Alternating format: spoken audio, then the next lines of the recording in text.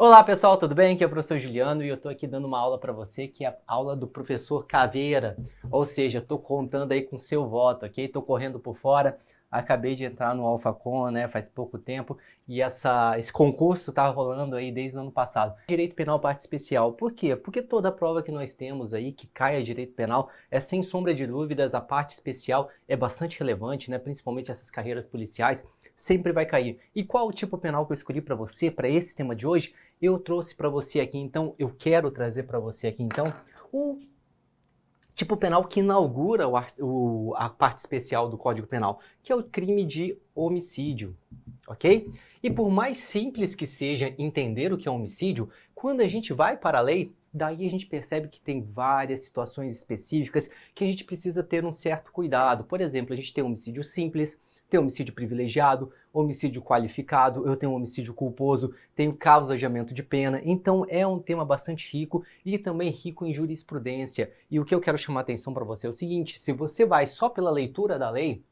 por exemplo, estudando sozinho, há uma grande chance de você ter dificuldades de encarar esse tema, porque normalmente, como o homicídio, a letra da lei é muito fácil, o que ele pede normalmente é uma parte doutrinária, você entender, por exemplo, o que seria um homicídio privilegiado qualificado, o que é uma qualificadora objetiva, o que é uma qualificadora subjetiva, o que se entende hoje por feminicídio, né, crimes tão relevantes e tão, infelizmente, costumeiros, tanto no noticiário, quanto também apreciado pelos tribunais superiores. Então, como chega-se muito aos tribunais superiores, então várias teses são trazidas e são elas que efetivamente vão cair na sua prova. Então, já não perdendo tempo no que a gente quer tratar nessa aula de hoje, né? Até porque vai ser só uma horinha, eu queria conseguir avançar o máximo que a gente puder sobre esse tema. Eu queria já começar com a gente aqui o artigo 121, né? Porque o homicídio está no artigo 121, o caput.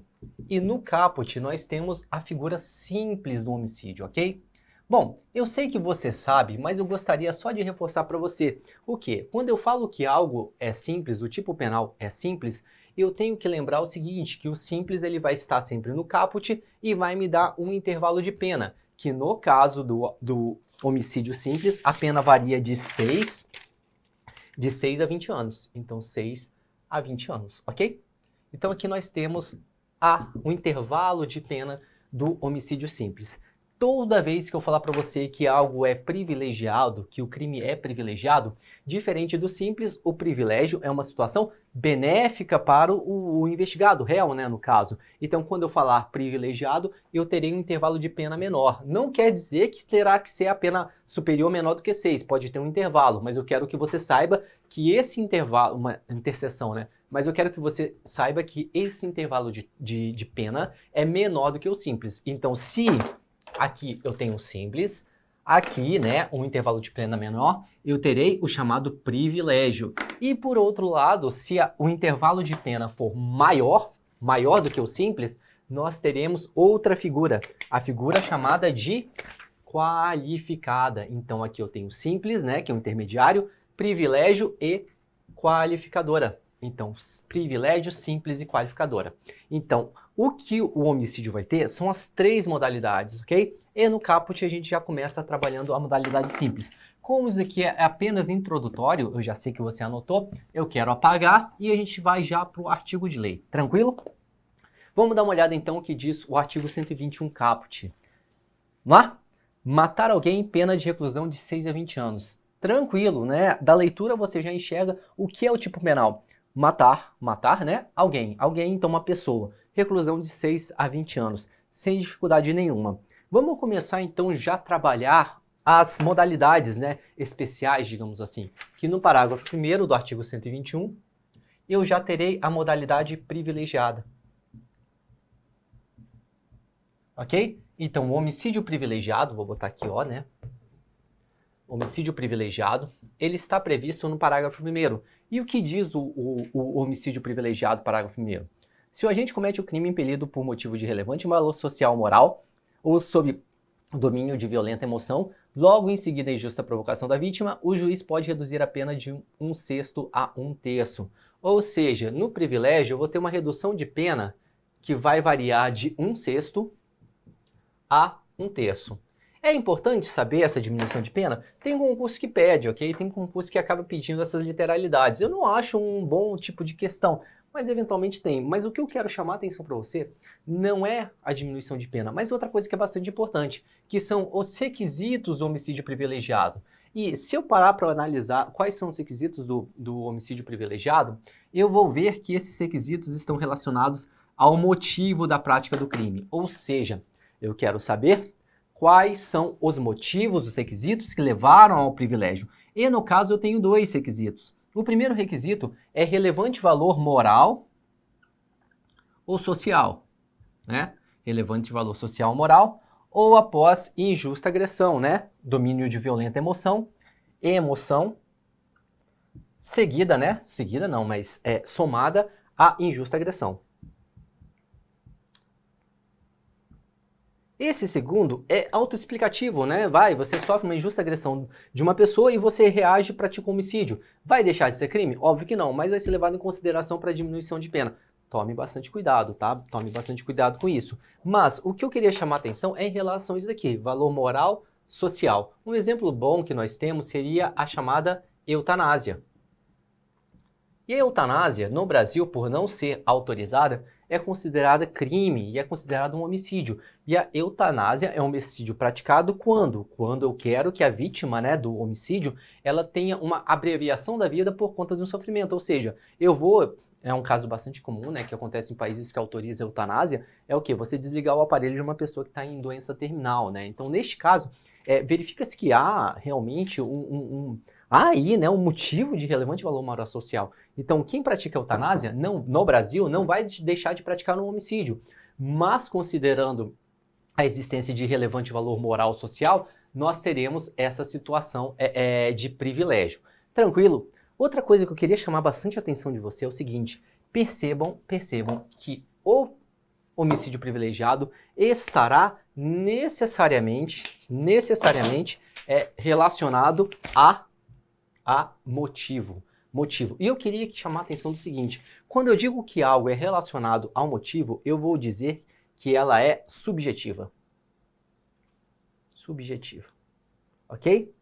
Então, neste caso, o homicídio privilegiado, por estar relacionado ao motivo, é uma circunstância subjetiva. Então, sempre que eu falar que algo está associado ao motivo, é uma circunstância subjetiva. Então, privilégio nos dois casos são privilégios subjetivos. E isso é muito importante. Por quê? Porque quando nós adentrarmos, e que vamos fazer isso agora em relação à qualificadora, nós vamos perceber que, diferentemente do que há no privilégio, a qualificadora ela tem caráter ou objetivo ou caráter subjetivo. Então vamos dar uma olhada com bastante cuidado no que diz o artigo 121, parágrafo 2º, ok? Que traz as hipóteses que nós temos de homicídio qualificado. E como eu já disse para você, quando eu digo que algo é qualificado, é que o intervalo de pena vai ser maior. E neste caso a gente vai ter um intervalo de pena de que tamanho? Olha lá, o intervalo de pena vai ser de 12 a 30 anos. Eu percebo aqui que, de fato, né, que a gente vai ter 12 a 30 anos. Então o intervalo de pena é bem maior do que nós temos aí, ok? Tranquilo isso? Tranquilo? Beleza, então. Vamos dar uma olhada em cada uma dessas qualificadoras. E eu já queria, né, à medida que eu vou falando, além de explicar o tema, que você conseguisse identificar para mim se ela é uma qualificadora de caráter subjetivo ou de caráter objetivo. Porque isso vai ter bastante relevância quando nós formos tratar da figura chamada homicídio qualificado privilegiado ou privilegiado qualificado, como você preferir.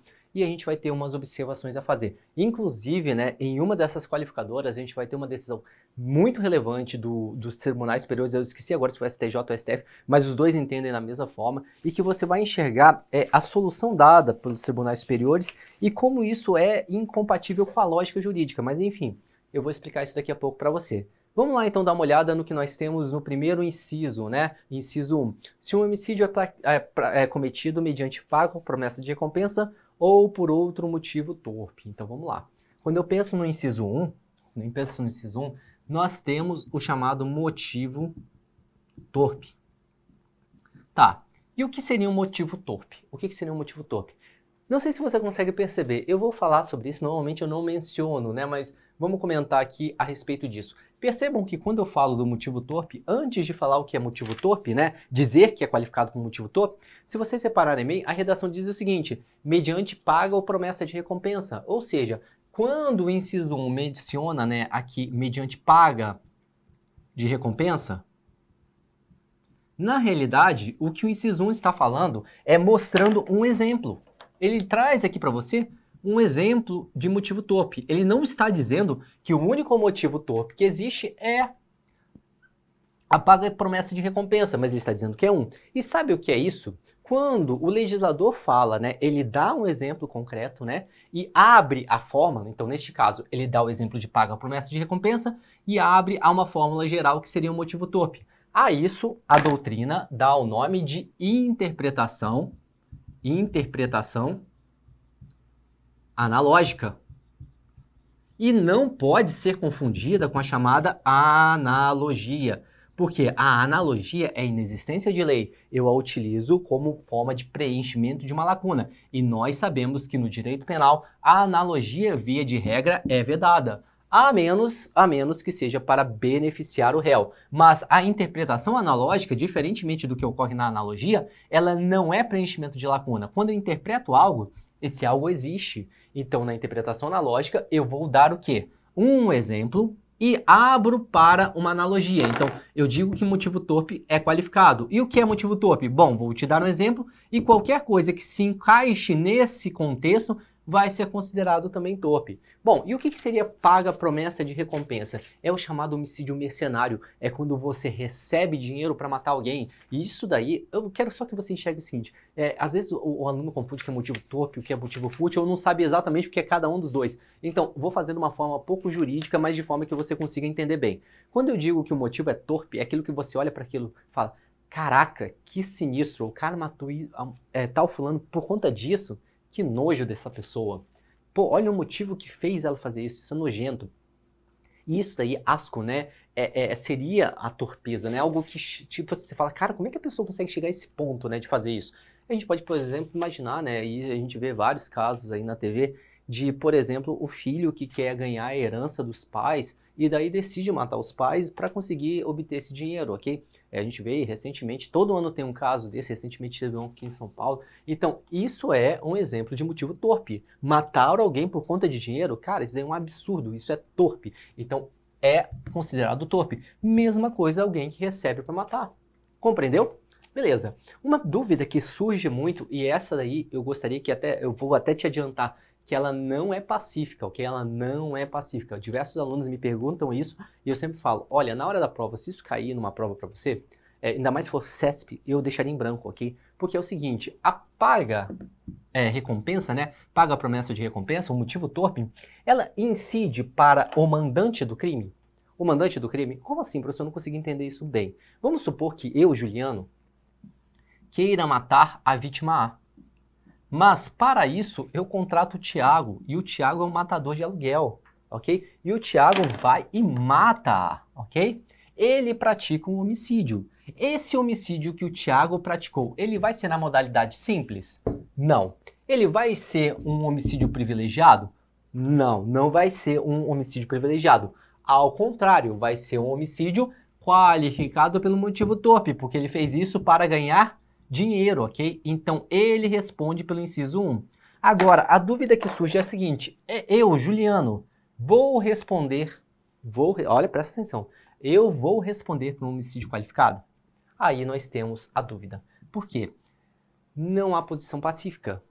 Não há posição pacífica. Ora, se entende que eu, Juliano, eu não recebi dinheiro para matar. Ao contrário, eu paguei para matar. E pagar é diferente de receber.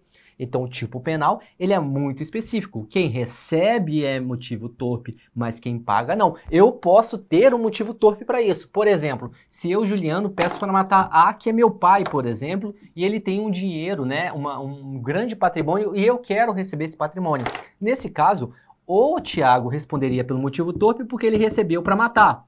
E eu responderia pelo motivo torpe porque eu queria dinheiro. Compreenderam? E é normalmente o que acontece, né? Você vê os casos mais famosos aí, antigos aí, que você vê Normalmente o filho contrata alguém para matar os pais, né? Então os dois acabam respondendo pelo motivo torpe e às vezes a gente confunde, né? Se eu poderia aplicar o motivo torpe em relação à paga, promessa e recompensa. Na minha opinião, não, isso daí não é decidido pelos tribunais superiores. Ficou claro isso para você? Ficou bastante claro? Então beleza, aqui a gente vai agora preparar um inciso 2. Porque no inciso 2 nós temos o chamado motivo fútil. Motivo fútil. Inciso 2.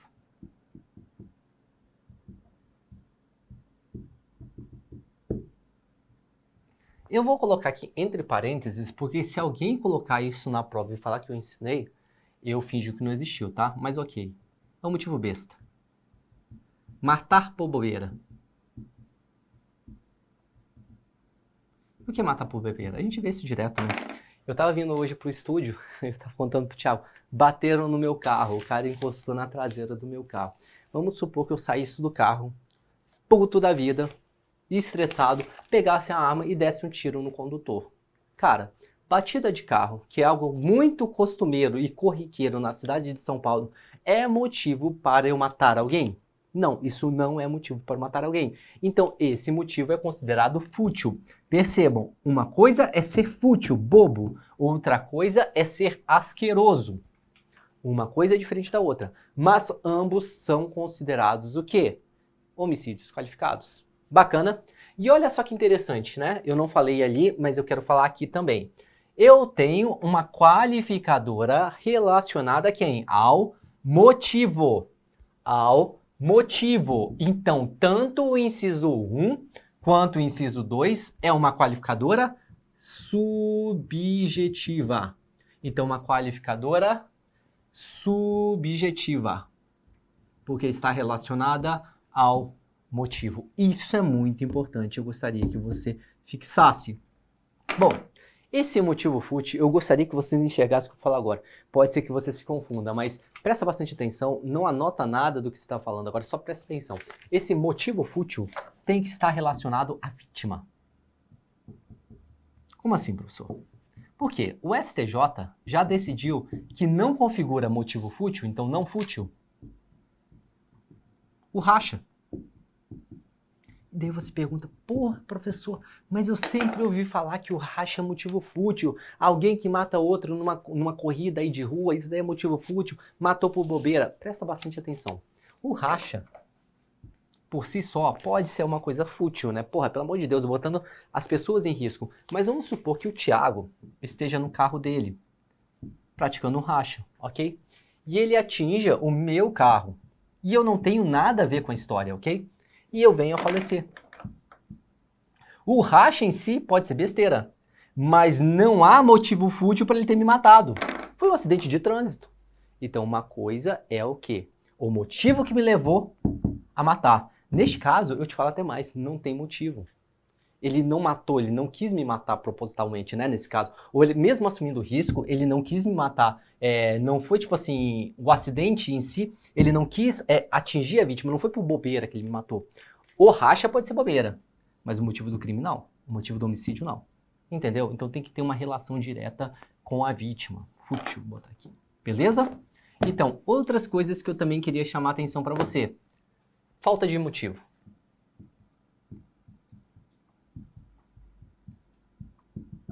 É considerado fútil? Falta de motivo é considerado fútil? Se eu chego e mato o Thiago agora, e daí eu sou preso, e em julgamento o juiz me pergunta, Juliano, por que você matou o Thiago? Eu viro pro juiz e falo na maior cara dura. Não sei. Mas por que você matou? Não sei, eu quis matar. Matei. Posso considerar a qualificadora de motivo fútil? Não. Porque não ter motivo não é ter um motivo fútil. Ok? A ausência de motivo não é bobeira. Então, eu sempre falo isso, né? Parece que é brincadeira ou não. Mas uma estratégia de defesa, se a pessoa tem um motivo fútil para matar outra, é melhor falar que não tinha motivo. Que ele simplesmente, sei lá, incorporou o demo lá e quis matar a pessoa. Ok? A ausência de motivo não é considerado motivo fútil. Bacana. Vamos prosseguir, porque senão eu não consigo falar de tudo que eu quero falar nessa aula, né? Daí, quando você entrar, for o nosso aluno e acessar a plataforma, aí você vai ter todos os exemplos que eu trago de motivo fútil, Falar também se o motivo fútil é compatível com dolo eventual. É ou não é? Claro que é compatível com dolo eventual. Porque, professor, eu não consigo imaginar um dolo eventual e um motivo fútil. Fácil, né? Você vai lá, vamos supor, você tem uma filha, um filho, e daí você deixa o seu filho em casa para poder ir numa festinha, ou ir numa boate, ou enfim, ou ir para qualquer outra coisa para você se divertir. Ora, quando você sai de casa e deixa uma criança nova a sua própria conta, você está assumindo o risco de acontecer o crime. Então aí é dolo eventual. E você fez isso para quê? Para ir para uma merda de uma festa? Então isso daí realmente é um motivo fútil. Então o dolo eventual, por exemplo, é compatível com o motivo fútil. Essas ideias que a gente tem que trabalhar bastante, ok? 3. Isso aqui não vou anotar não. Com o emprego de veneno, fogo explosivo, asfixia, tortura ou outro meio insidioso ou cruel, ou de que possa resultar perigo comum. Então, quando eu tenho aqui essa enumeração, de novo eu estou utilizando aí a chamada interpretação analógica, eu penso em veneno, fogo, explosivo. O que é o veneno? É um meio insidioso. E o que é ser insidioso? É aquele meio assim sorrateiro, né? Que a pessoa nem sabe que está morrendo. Né? Se você está dando veneno para a pessoa vai morrendo sem perceber. Isso daí é considerado qualificado, não é? A gente pega aí casos que, não sinistro, você vê de história de espionagem, que os espiões utilizavam pequenas partículas, né, com radiação, botava na comida. Então, uma forma insidiosa de matar, enfim. Fogo é o quê? É um meio cruel. Cara, você matar alguém queimado, isso é muito cruel, muito sofrimento. E explosivo, você coloca, resulta em perigo comum. Por exemplo, se eu quero matar o Tiago, alguém quer matar o Tiago com explosivo, se ele joga aqui na sala, vai matar o Tiago e eu. Então, colocou mais pessoas em perigo e por isso é considerado qualificado. Percebam que o inciso 3, diferente do inciso 1 e 2, não está relacionado ao motivo. Não está relacionado ao motivo. Então, eu digo que ela não é uma qualificadora de caráter subjetivo. Ela é de caráter objetivo. E só um parênteses que eu gostaria de chamar a atenção aqui para você. Vamos apagar desse lado.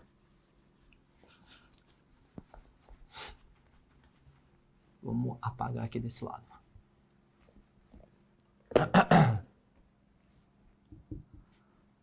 A qualificadora subjetiva. Eu posso botar até privilégio, tá? Ambos. Serve para os dois.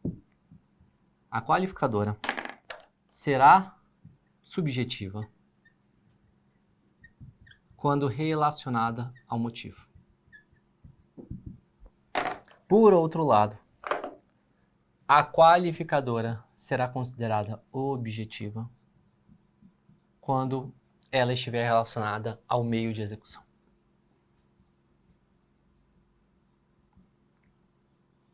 Então, vamos lá. Enumerando. Qual que está relacionado ao motivo? Qual qualificadora é subjetiva? Primeira, motivo fútil ou torpe. 2, motivo fútil.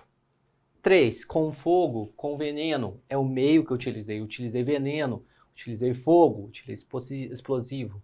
Então ela é objetiva. Eu quero deixar isso bem guardadinho aqui no quadro para a gente poder prosseguir. 4, atraição de emboscada ou mediante dissimulação ou outro recurso que dificulte ou torne impossível a defesa do ofendido. Isso aqui é bastante interessante, porque os alunos, quando eles leem o inciso 4, ele pensa, nossa, mas que filho da puta, né? Usou a traição para matar a pessoa. Tá aí uma qualificadora o quê? Subjetiva ou objetiva? Subjetiva ou objetiva? Objetiva. E daí você fala, porra, professor, mas o cara utilizou traição, emboscada, ele foi traiçoeiro, mas ok, é o meio que ele utilizou. Não é o motivo. Matar alguém por meio de emboscada não é o motivo, é o meio que eu utilizei. A traição não é porque ele foi traído, mas é traindo a pessoa, ok? A traição não é de que você foi traído, por isso você matou, mas você utiliza de uma traição. Por exemplo, eu chamo o Thiago, quero matá-lo. Isso acontece muito, né, em tribunal do crime. Eu ligo para a pessoa, vem aqui na minha casa. Então você está traindo ela para lá, né? Você traiu a pessoa quando é de confiança. Ou isso vira até uma emboscada. Então, presta bastante atenção. O inciso 4, ela é objetiva, tá? Objetiva, tome bastante cuidado. 5, para assegurar a execução, ocultação, impunidade ou vantagem de outro crime. Então, no inciso 5, o motivo do homicídio é a impunidade. Quero garantir a impunidade. Se é motivo, então o 5, né, vai ser subjetivo. Sem problema nenhum, né? Sem problema nenhum. E agora a gente vai para o 6, contra a mulher por razões do sexo feminino. Aqui eu vou deixar em apartado, porque daqui a pouquinho eu vou tratar do feminicídio. Daqui a pouquinho eu vou tratar do feminicídio. E sétimo, contra a autoridade ou agente descrito nos artigos 142 e 144 da Constituição Federal e integrantes do Sistema Prisional e da Força Nacional de Segurança Pública no exercício da função ou em decorrência dela ou contra seu cônjuge, companheiro ou parente consanguíneo até o terceiro grau, em razão dessa condição. Então, o inciso 7, só para reforçar, é quando eu mato alguém em razão do quê? Do fato da pessoa, da vítima, ser um agente de segurança pública. Então, se alguém me mata por conta de investigações que eu faço, ele vai praticar um homicídio qualificado. E esse homicídio qualificado é em relação ao motivo. Qual é o motivo? A minha vítima é um agente de segurança pública. Então, aqui eu teria o quê? O 7. Beleza? Só por curiosidade, isso é bastante interessante, percebam que o inciso 8, ele consta aqui, você traz aqui no slide? Olha o inciso 8, ele consta como vetado, e vetado, né, incluído pela Lei 13.964 de 2019, que para quem não conhece esse número, pode trazer de volta, Thiago, é o pacote de crimes. Então olha que interessante, o pacote anticrimes tinha previsto uma nova modalidade de homicídio qualificado. E qual era essa modalidade? Quando eu pratico homicídio com arma de fogo de uso restrito ou uso proibido. Só que o presidente da República vetou esse inciso 8, então ele é inócuo. E olha só que interessante também, né? Eu gostaria de relembrar com você. Todo homicídio qualificado, ou seja, do 1 ao 7, todos eles são considerados crimes hediondos. De novo, todos os homicídios qualificados, ou seja, do inciso 1 ao 7, são considerados hediondos. E o que isso quer dizer? Quer dizer que na prova, se isso aparecer, não é para você se assustar. Porque nós temos a tendência de, quando percebemos expressões do tipo sempre, nunca e vai lá, jamais, essas expressões absolutas, a gente tem de marcar como errada. E se vier esse tipo de pergunta, você vai ter que marcar como certo, ok? Eu gostaria que você prestasse bastante atenção em relação a isso. Bom, outra coisa que a gente vai falar então é sobre o feminicídio. E o feminicídio, eu queria ler juntamente, né? Vamos ler de novo, contra a mulher por razões da condição de sexo feminino. E o que é condições do sexo feminino? O que é condições do sexo feminino? É interessante que a própria lei traz para a gente quais são, né, a definição de condições do sexo feminino. E essa definição está no artigo 121, parágrafo 2º-A. E qual que é a leitura que nós temos? Qual é a redação que nós temos? Considera-se que há razões de condição de sexo feminino quando o crime envolve violência doméstica familiar, menosprezo, discriminação à condição de mulher. Violência doméstica familiar é muito fácil de a gente conseguir imaginar, né? Infelizmente a gente vê isso todos os dias. E o que é o menosprezo ou discriminação à condição de mulher? Isso daqui é bastante interessante, né? Fugindo um pouco do que a gente está falando aqui de aula, eu tenho uma visão, talvez você possa discordar de mim, mas eu entendo que em relacionamentos, homens e mulheres têm dois erros gravíssimos e que são dois erros bem diferentes. Por quê? Vou falar qual que é o problema da mulher, né? O problema da mulher é acreditar que ela muda o homem, né? Que ela fala assim, esse cara aqui é galinha, cachorro, mas comigo vai ser diferente. Merda nenhuma, né? O cara não muda. Tô falando mentira, Thiago? Ou é verdade? É bem por aí, não é? Ninguém muda ninguém, então não se acha lá a última Coca-Cola do deserto. Se o cara da maldade, ele vai continuar sendo, né? Você não vai conseguir mudá-lo. E qual que é o maior problema do homem? E eu acho que o erro do homem é muito mais grave, ok? Muito mais grave mesmo. Porque o homem, ele acha, né, que uma vez conquistado é dele. E ele cria uma relação de posse, né, de pertença, né? Ele acha que a mulher é dele. E o que acontece quando isso se torna doentio? Exatamente o problema do feminicídio, menosprezo ou discriminação à condição de mulher. O cara acha que a mulher não tem, né, não pode ser considerado um indivíduo com os mesmos direitos dele. Então ele acha que se ela termina com ele, ele tem o direito de matá-la, né? Porque se ele não tem, ninguém mais pode ter, como se fosse uma relação de posse. E eu acho que isso é muito arraigado na questão do feminicídio. Isso é um exemplo que nós teríamos de menosprezo ou discriminação à condição de mulher. Você quer ver um exemplo? Você tem lá um namorado, né? O cara é mega ciumento e você veste uma roupa e ele fica te recriminando por conta dessa roupa, e você vai falar que você vai daquele jeito mesmo, e o cara vai e te mata. Então isso é feminicídio. Por quê? Menosprezou sua condição de mulher, porque você pode se vestir do jeito que você quiser, ok? E você não seria uma propriedade dele. Então a ideia é mais ou menos por aí, ok? E eu queria chamar a atenção o seguinte, porque eu já fiz uma prova que, por mais besteira que possa parecer, a pergunta foi a seguinte: qual é a diferença de femicídio e feminicídio? Feminicídio é quando mata alguém, né, uma mulher, né, vítima mulher, em razão da condição de mulher. Mas quando eu mato uma mulher sem ser em feminicídio, nós teremos o que eu chamo de femicídio. Isso é bastante importante só para você saber que isso existe, ok? Agora, o que eu acho interessante é o seguinte, eu já fiz a classificação das qualificadoras, né, de caráter subjetivo, que estão relacionadas ao motivo, e objetiva, que é o meio de execução. Da leitura que nós temos do inciso 6 do feminicídio, a leitura é bem óbvia. E olha o que diz o inciso 6. Contra a mulher por razões da condição de sexo feminino. Ou seja, mato a mulher por motivo dela ser mulher. Então, automaticamente, qual seria a lógica? A lógica seria enquadrar o feminicídio onde? O feminicídio deveria ser enquadrado em relação ao motivo. E sabe o que é mais bizarro? Que isso não é o que acontece. Porque considera-se o feminicídio uma qualificadora objetiva. E daí seu cérebro buga, né? Porque você fala, porra, mas como assim? Como que vai ser em relação ao meio de execução? Professor, você acabou de ensinar isso. E daí eu vou falar o seguinte, me perdoe, mas isso foi uma decisão que o STF fez de forma política e ele não consegue dar uma solução jurídica para isso. Por quê? Vamos lá.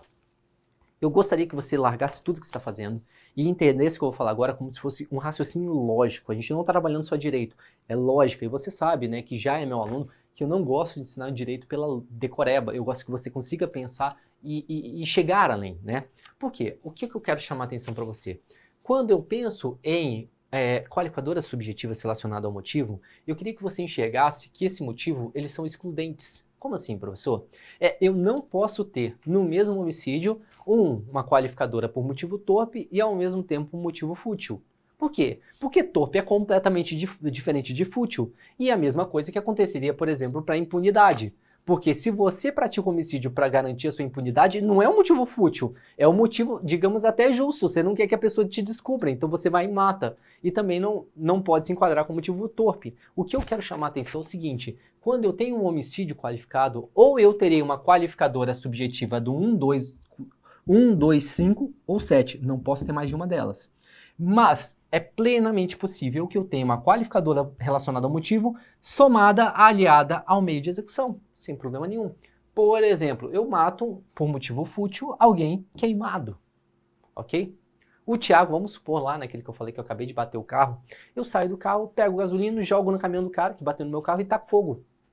Eu fiz o quê? Por um motivo fútil, briga de trânsito, é motivo para matar alguém? E ainda utilizei um meio cruel, que é por meio do fogo. Então teria uma qualificadora, é o que a gente escuta no noticiário, né? Duplamente qualificado. Não existe essa merda, duplamente qualificado. Eu tenho uma qualificadora subjetiva, que é um motivo fútil, no caso que eu dei, e uma qualificadora objetiva, que é um meio cruel. Entenderam?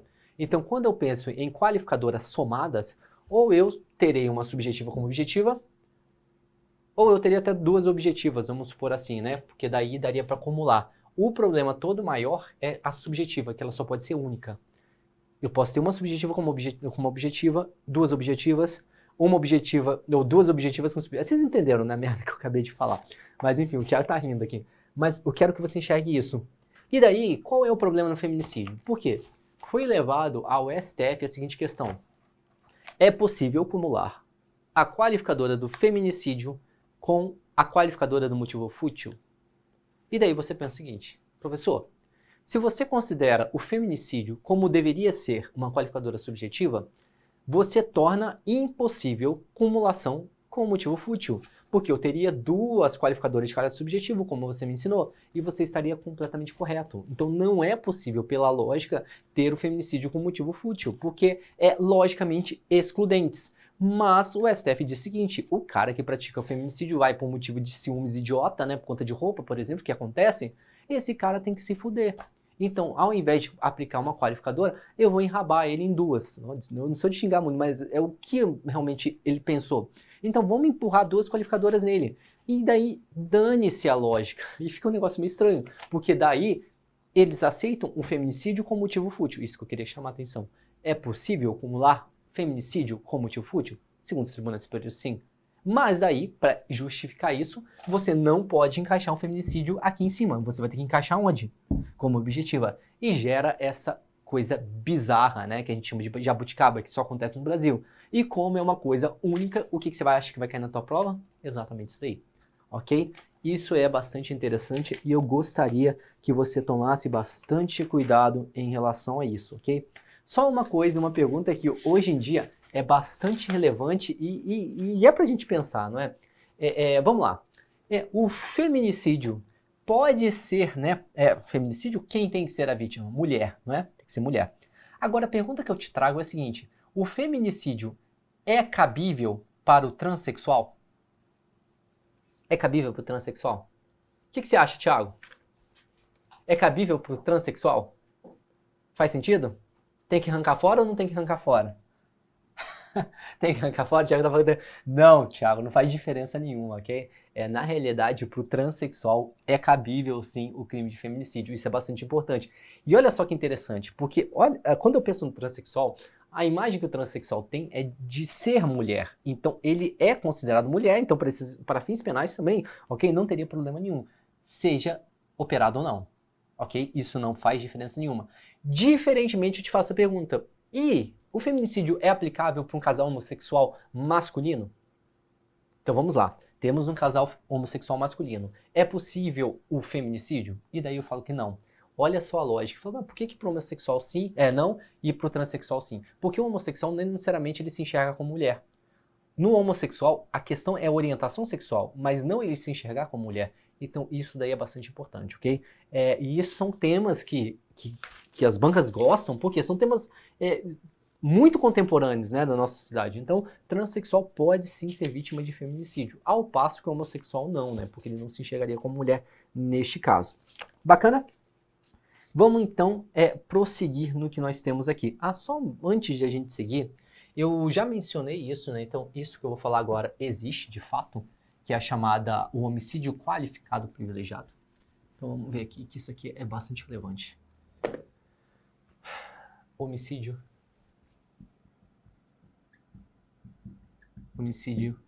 privilegiado qualificado. Esse aqui é tema que o CESP adora. Já que é na Polícia Federal, já que é na PRF, não duvido que caia no DPEM. Enfim, são temas muito relevantes, ok? Essa figura existe? Opa, eu já vou te dizer que sim. Sim, existe. E o nome é autoexplicativo. Por quê? Um homicídio privilegiado qualificado é quando, ao mesmo tempo, eu tenho um privilégio e, ao mesmo tempo, eu tenho uma qualificadora. Ok? Outra pergunta que eu faço. O homicídio privilegiado qualificado é crime hediondo? E daí você vai tentar relembrar o que eu acabei de falar para vocês agora há pouco. Todo homicídio qualificado é considerado hediondo. E você fala, professor, ele que é qualificado, então ele é hediondo. Só que eu falei o quê? Só homicídio qualificado. Se eu vier com a expressão privilegiado, isso descaracteriza o crime hediondo, ok? Até porque não existe isso descrito na lei de crimes hediondos. E nós sabemos que a lei de crimes hediondos traz um rol taxativo, ok? Então, olha que interessante, um homicídio privilegiado qualificado existe e ele não é hediondo. Não é hediondo. Isso aqui é bastante importante. E agora, professor, o que é mais importante em relação a isso? Tome cuidado. Por isso que eu falo que a gente não precisa decorar. A gente não precisa decorar. Se quiser decorar, você vai decorar. Mas eu gostaria que você pensasse comigo. Eu falei para você que o privilégio no homicídio está relacionado a quem? A motivo. E quais são os motivos que nós temos? Relevante valor social moral ou após injusta agressão, não é? E aqui eu tenho uma coisa para falar para vocês, né? Uma observação. Se é motivo, esse privilégio é de caráter subjetivo ou objetivo? Subjetivo. E da mesma forma que eu não posso ter duas qualificadoras subjetivas, eu não posso ter, presta atenção no que eu vou falar agora, não posso ter, ao mesmo tempo, um motivo subjetivo privilegiado e uma qualificadora subjetiva. Por que, professor? Porque é incompatível. Eu não posso ter uma qualificadora de motivo fútil e ao mesmo tempo quer falar que é de relevante valor social ou moral. Não tem condições disso. Então, sempre que eu tiver um homicídio privilegiado qualificado, o privilégio por sempre ser subjetivo, relacionado ao motivo, A qualificadora obrigatoriamente terá que ser o quê? Objetiva. Relacionada ao meio. E é isso que você vai ter que decorar ou entender com o que eu falei agora. Eu acho mais fácil entender. Então, porque o privilégio é sempre subjetivo, e subjetivo eu não posso ter mais de um, a qualificadora vai ter que ser objetiva. Ah, professor, não sei um exemplo. Dou um exemplo para você muito fácil. Pense na eutanásia, não é? Eutanásia. Eutanásia. Eutanásia. Ok. Vamos supor que o Tiago esteja com a mãe doente, ok? E ela está em estado terminal. E o Tiago decide o seguinte: eu não quero ver minha mãe sofrendo. À noite, enquanto ela estiver dormindo, eu vou e desligo os aparelhos. Bacana. O Tiago vai ter praticado um homicídio. Só que esse homicídio, ele está imbuído de quê? De relevante valor social e moral, por conta privilegiado. Só que o Tiago fez isso enquanto a mãe fazia o quê? Dormia. E se a pessoa está dormindo, você impede que ela se defenda. E eu cairia em qual qualificadora? Inciso 4, que impossibilita a defesa da vítima. Percebam, então, que eu teria o privilégio, por motivo relevante, e teria a qualificadora do inciso 4. Então, neste caso, uma eutanásia realizada enquanto a vítima não tem condições de se defender, é considerado um homicídio privilegiado, qualificado. Bastante interessante, né? Eu não sei se você já tinha visto dessa forma, mas é bastante interessante sim. Bom, só para ainda falando do feminicídio, só para você saber que o feminicídio ele admite causas de aumento de pena. E infelizmente eu já vi caindo isso em prova, ok? Então vamos dar uma olhadinha rapidinho no que a gente tem na lei. Artigo 7º. A pena do feminicídio é aumentada de 1/3 até metade se o crime for praticado durante a gestação nos 3 meses posteriores ao parto. Contra a pessoa menor de 14 anos, maior de 60 anos, com deficiência ou portadora de doenças degenerativas que acarretem condição limitante de vulnerabilidade física ou mental. 3. Na presença física ou virtual de descendente ou ascendente da vítima. Isso acontece muito, né? O cara vai e mata a mulher na frente dos filhos, ou na frente da família, da esposa, enfim. Terrível. Em descumprimento das medidas protetivas de urgências previstas no inciso 1, 2, 3 da Lei Maria da Penha. Eu gostaria que você fixasse bem esse inciso 4, tá? Esse tem bastante incidência em prova. Eu trouxe até algumas questões aqui. Vamos fazer, né? Vamos aproveitar e dar uma olhada? Olha lá. Em um clube social, Paula, maior e capaz, provocou e humilhou injustamente Carlos, também maior e capaz, na frente de amigos. Envergonhado e com muita raiva, Carlos foi à sua residência e, sem consentimento de seu pai, pegou um revólver pertencente à corporação policial de que seu pai faz parte. Voltando ao clube, depois de 40 minutos, armado com revólver, sob influência de emoção extrema e na frente dos amigos, Carlos fez disparos de arma de fogo contra a cabeça de Paula, que faleceu no local antes mesmo de ser socorrida. Acerca da situação hipotética, julgue o item seguinte, né? Vamos lá. Na situação considerada em que Paula foi vítima por Carlos por motivação torpe, caso haja vínculo familiar entre eles, o reconhecimento das qualificadoras do motivo torpe e do feminicídio não caracterizará bis in idem. Questão grande, né? E olha só, essa questão é muito boa, porque ela traz exatamente o que eu falei para você. Se eu considero o feminicídio uma qualificadora de caráter subjetivo, eu não conseguiria, né, conciliar o feminicídio com motivo torpe, porque seriam excludentes. Mas, como os tribunais superiores entendem que o feminicídio é uma qualificadora de caráter objetivo, não haveria problema nenhum de eu acumular, então, com motivo torpe. E essa questão estaria correta, porque não configuraria bis in idem. Bacana, vamos para a próxima então. Francisco, maior e capaz, em razão de desavenças decorrentes de disputa de terras, planeja matar seu desafeto Paulo, também maior e capaz. Após analisar detidamente a rotina de Paulo, Francisco aguarda pelo momento oportuno para efetivar seu plano. A partir dessa situação hipotética e de assuntos a eles correlatos, julgue o item seguinte. Caso o delito ocorra pouco tempo depois da motivação e do planejamento do crime, a premeditação poderá ser considerada uma qualificadora do delito de homicídio. Isso aí eu quis trazer essa questão porque muita gente ela erra, né, porque vê muito noticiário. Presta bastante atenção. Nós lemos todos os incisos da qualificadora. Em nenhum momento eu disse que premeditação é considerado qualificadora, ok? Emboscada sim, mas premeditação não. Porque eu posso premeditar um crime e ainda não fazer uma emboscada. Eu posso ir de frente para a pessoa e atirar nela, não é? Então isso daí não seria considerado necessariamente qualificado, ok? Queria que você visse essa questão com bastante cuidado. Próxima questão. A qualificadora de feminicídio no crime de homicídio fica caracterizada se o delito for praticado contra a mulher por razões de sua convicção religiosa. Não é em razão da convicção religiosa, é em razão da condição de mulher, prova de escrivão, não é? Então prestem bastante atenção. Você tem que conhecer tanto, né, o que eu falei aqui, né, a parte teórica, mas não pode deixar de conhecer a literalidade da lei. Isso é muito importante, tá? Próxima questão. A circunstância do descumprimento de medida protetiva de urgência imposta ao agressor, consistente na proibição de aproximação da vítima, constitui causa de aumento de pena no delito de feminicídio. Isso aí está correto. Porque uma das causas de aumento de pena é quando o agente pratica o crime se utilizando, né, descumprindo uma medida cautelar, já a medida de proteção deferida para a mulher, ok? Beleza, então. Vamos para agora seguir para o parágrafo 5º. Parágrafo 5º. Porque no parágrafo 5º nós trataremos aqui do chamado homicídio culposo.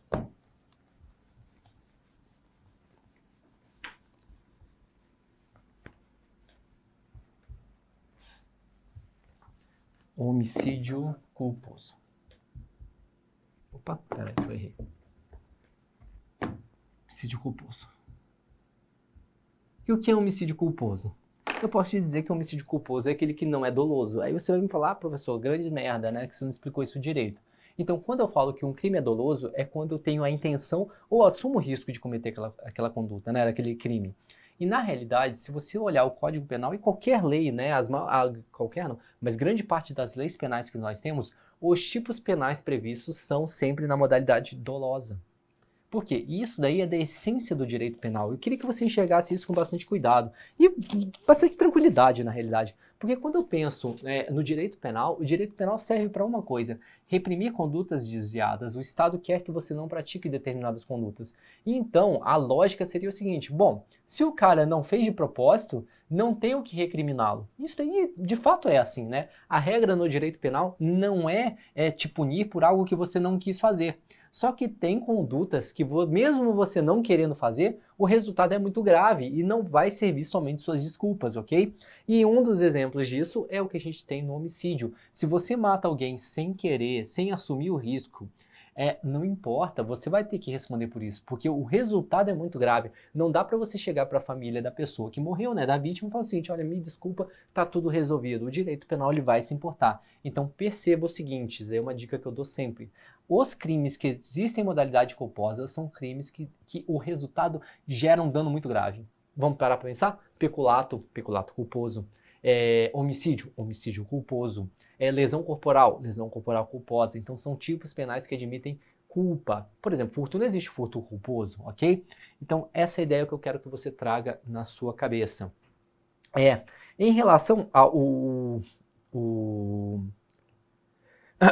o homicídio culposo, eu queria chamar a atenção em relação à possibilidade, né, prevista no artigo 121, parágrafo 5º. Por quê? No parágrafo 5º, nós temos a previsão do que eu chamo de perdão judicial. Perdão judicial. Isso aqui costuma cair bastante em prova. Por quê? O que é esse tal de perdão judicial? Perdão judicial é quando o juiz, ao analisar o caso concreto, olha para o agente e fala assim: cara, esse bicho é um coitado. A aplicação do direito penal perde totalmente sentido. E a ideia que eu falei agora há pouco é válido. O direito penal ele existe para reprimir condutas. Para o cara, né, tem o fator, né, retributivo também e preventivo, mas é o cara experimentar, né, responsabilização para aquilo que ele já fez, que ele fez de errado. Só que há situações em que a relação de agente, né, vamos botar aqui, e vítima, é uma relação estreita. E isso daí pode conduzir ao perdão judicial. Como assim, professor? Explica isso daqui e dá um exemplo melhor. Suponhamos então que eu não tenho filho, né? Mas vamos supor que eu tivesse um filho recém-nascido. E daí eu esqueço o meu filho no carro e vou fazer compras no supermercado. É engraçado que a história que tem é só de pai que esquece filho, né? Eu nunca vi mãe esquecer filho, né? Engraçado isso. Vamos supor então que eu tenha esquecido meu filho tenha morrido. Eu vou responder por homicídio culposo. Eu sempre fui um bom pai, eu amava meu filho. Mas o que eu fiz, eu agi de forma culposa. o resultado é muito grave e o direito penal vai se importar com essa minha conduta. Só que o juiz ele vai olhar para mim e falar assim, cara, coitado do Juliano. Olha só, ele vai viver a vida toda dele sofrendo e remoendo o fato de ele ter sido responsável pela morte do filho.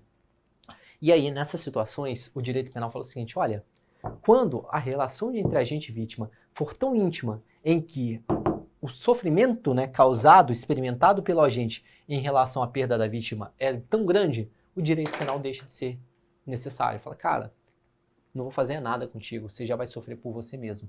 Então daí eu concedo o chamado perdão judicial. Só uma coisa que eu acho bastante interessante.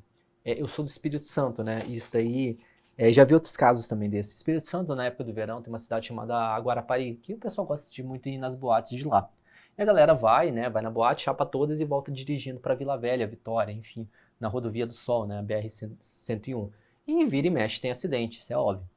Esse é um caso de uma menina que ela foi dirigir para o namorado, né? Porque o namorado tinha bebido muito, ela também tinha bebido. E de carona estavam dois amigos do namorado, do noivo, no caso.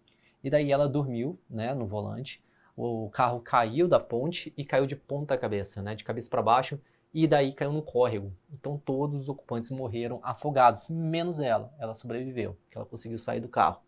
Neste caso, nós teremos aí uma situação de homicídio culposo. Aí você vai me perguntar, dolo eventual. Enfim, nem todo acidente de trânsito que envolve bebida alcoólica é considerado dolo eventual, que tome muito cuidado com isso. Te diria até que é o contrário, a regra é que se considere homicídio culposo. Mas enfim, nesse caso ela foi processada por homicídio culposo. E um dos argumentos da defesa dela era o seguinte, juiz, por favor, aplique para mim o perdão judicial, que eu estou sofrendo demais. Eu perdi o meu noivo. Eu perdi os amigos do meu noivo, eu causei esse sofrimento enorme para a família de alguém que eu gostava tanto. Sabe o que o juiz decidiu no Tribunal Superior? Ele falou, moça, me perdoe, até cogitaria aplicar o perdão judicial em relação ao teu noivo. E não aplicou, tá? Porque tem que ser uma relação muito mais estreita do que noivo, namorado, enfim. Até cogitaria, mas jamais eu poderia aplicar o perdão judicial em relação aos amigos do seu noivo. Caramba, como assim? Que relação de proximidade é essa? E um caso aqui em São Paulo foi de uma menina que ela atropelou um ciclista e ela entrou com essa mesma onda de perdão judicial, falando que ela estava passando por terapia, porque matou uma pessoa. Aí o juiz olhou para ela e disse, você conhece essa pessoa? Eu falei, não. Então, peraí, você vai responder aqui seu processinho penal, porque você pode até estar sofrendo, mas a relação que autoriza o perdão judicial teria que ser uma relação muito mais próxima do que um desconhecido, né? Digamos assim. Isso daí é bastante importante. Bom, em relação à aula Caveira, né, o professor Caveira, eu paro o homicídio aqui, porque também aí a gente vai ter bastante, né, daria, por exemplo, quase mais 1 hora para falar sobre homicídio. E no nosso curso a gente trabalha isso muito bem. E eu queria, né, para encerrar essa aula, trazer agora um tipo penal que você fica se portando tanto com o pacote anticrimes e esquece que outras leis surgem, inclusive depois, posteriores ao pacote anticrimes, e que alterou o artigo 122 do Código Penal. Um tipo penal que você muitas das vezes nem ligava, que agora eu quero que você preste bastante atenção. Vamos dar uma olhada nesse artigo 122? Induzir ou instigar alguém a suicidar-se ou praticar automutilação ou prestar-lhe auxílio material para que o faça. Olha só que interessante, isso daí foi alterado pela Lei 13.968 de 2019, posterior ao pacote anticrimes. Já de cara eu já altero o nome desse tipo penal, porque daqui neste caso eu tenho o quê? Automutilação. Não previa-se isso. E onde surgiu essa tal da automutilação? Internet.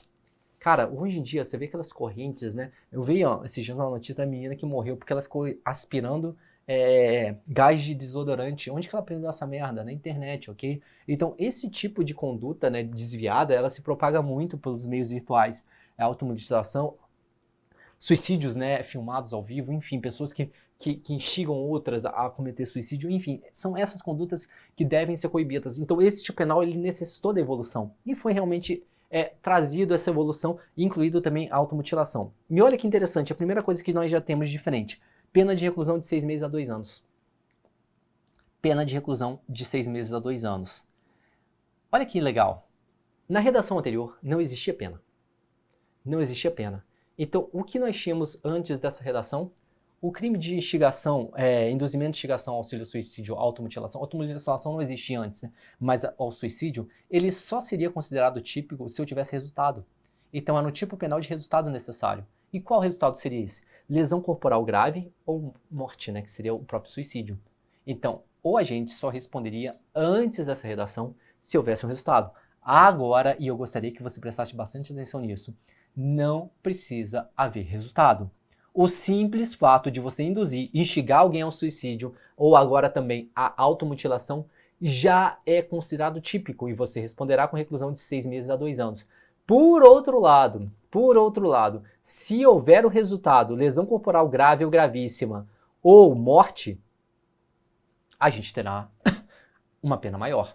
Se for resultado lesão corporal grave e gravíssima, reclusão de 1 a 3 anos e se for morte, 2 a 6 anos. Então, já caminhando para o final dessa aula, eu só queria chamar a atenção disso, que o artigo 122, que antes exigia o resultado morte ou lesão corporal, agora já não precisa mais. O simples fato de você induzir ou instigar alguém ao suicídio ou agora também à automutilação configura fato típico. Agora, se o resultado ocorrer, aí sim nós teremos uma situação mais grave.